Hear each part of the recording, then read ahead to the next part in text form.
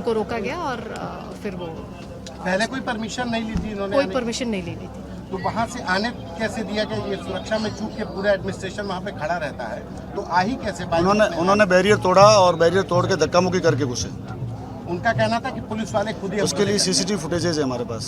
अच्छा, वो चीज़ जांच में उनका कहना है कि जो है पुलिस की तरफ से, पुलिस के एक अधिकारी थे सिविल में, उन्होंने उनके शिष्यों के साथ मारपीट की, इसमें कितनी सत्यता है? देखिए, वो हमारे पास सीसीटीवी फुटेजेज है, पूरे सीसीटीवी फुटेज, पूरा एरिया सीसीटीवी फुटेज से लैस है।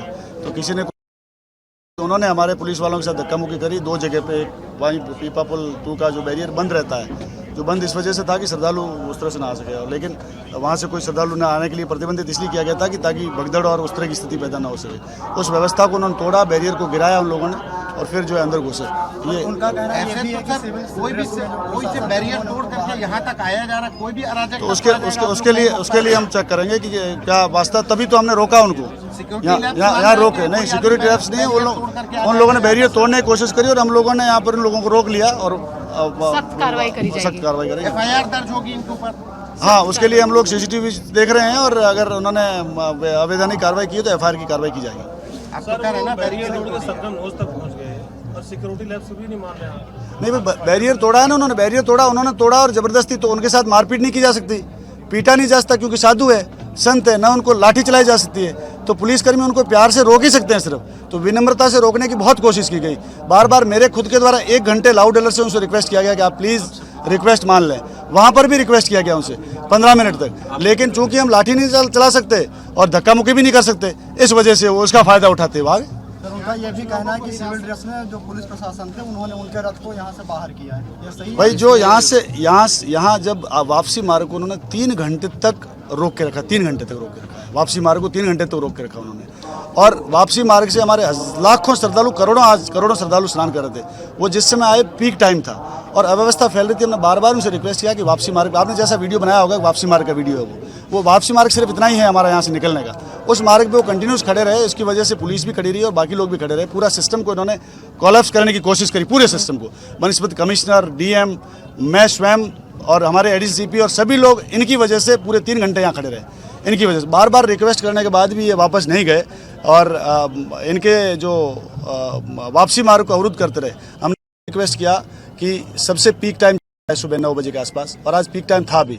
करोड़ों लोगों ने आज डुबकी लगाई है माँ गंगा और त्रिवेणी के हमारे संगम पर डुबकी लगाई है। उसमें छोटे छोटे बच्चे, महिलाएं भी थी। हमने रिक्वेस्ट किया कि भाई छोटे बच्चे हैं, महिलाएं, अगर आप पालकी और रथ लेकर संगम के नोज तक जाएंगे, और जिन्होंने जो जिद कर रहे थे वो संगम नोज के बिना हम कहीं जाएंगे नहीं, अगर वो संगम नोज पे जाते तो 100% वहाँ भगदड़ जैसी स्थिति पैदा होती और स्टैम्पीड होता। हमने बार बार रिक्वेस्ट किया उनसे कि भाई आप कृपया करके इस चीज़ को अवॉइड करिए, आप उतर करके अपना पैदल चले जाइए 10-20 लोगों के साथ, हमें कोई दिक्कत नहीं है, लेकिन आप रथ और पालकी लेके संगम नोज पे नहीं जा पाए। जहाँ लोग बैग लेके नहीं जा पा रहे हैं, जहाँ लोग कपड़े लेके नहीं जा पा रहे हैं, वहाँ आप रथ और पालकी लेके जाएंगे तो अव्यवस्था 100% पैदा होगी और उसमें कोई भी घटना घटित हो सकती है जिसकी रेस्पॉन्सिबिलिटी शासन पे, प्रशासन पे, हम लोगों पे आती। तो हमने उन लोगों को कैसे करवाई? उनके शिष्य उनके रथ को खींच के ले गए, वापस उन लोगों को हमने भेजा है। उनके शिष्य से साथ में थे, शिष्य उनको लेके गए हैं, बाकी शिष्य भी जो थे उनके साथ ही निकले। उनके रथ को जो खींचा थे वो सादे में, अब उसका मुझे चेक करना पड़ेगा। I have to check that what is that situation.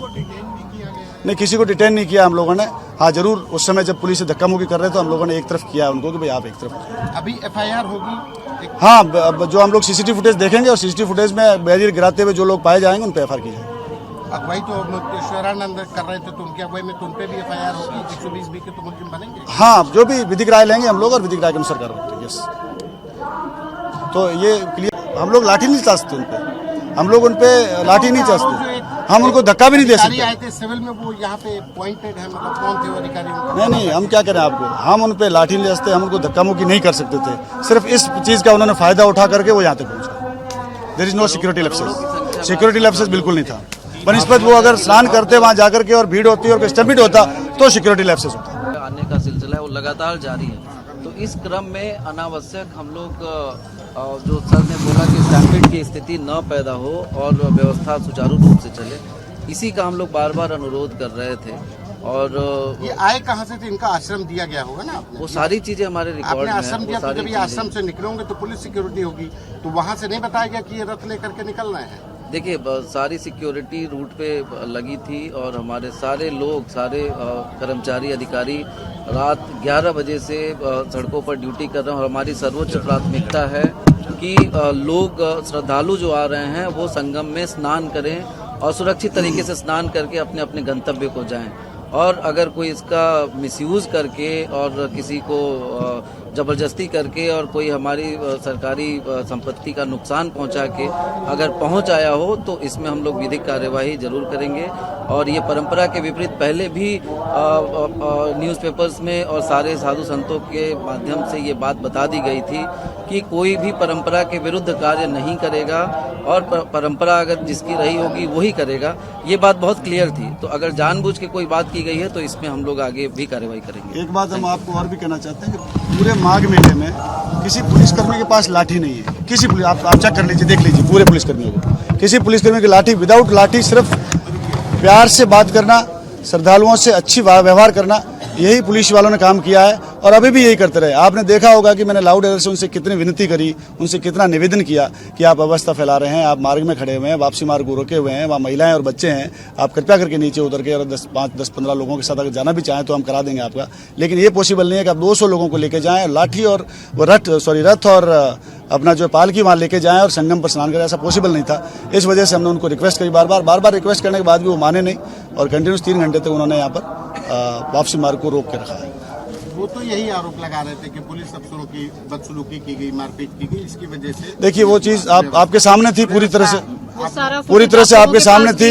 You are live here, आप सब लोग यहाँ पर हैं, आपके पास फुटेज भी होगा और बाकी सब चीजें भी है, बाकी सीसीटीवी में सब चीजें क्लियर, बाकी सीसीटीवी में सब चीजें ट्रांसपेरेंट है। हमने कितनी रिक्वेस्ट की आपके सामने, 1 घंटा आधे घंटे कंटिन्यूसली हम लोग बहुत रिक्वेस्ट करी हम लोगों ने।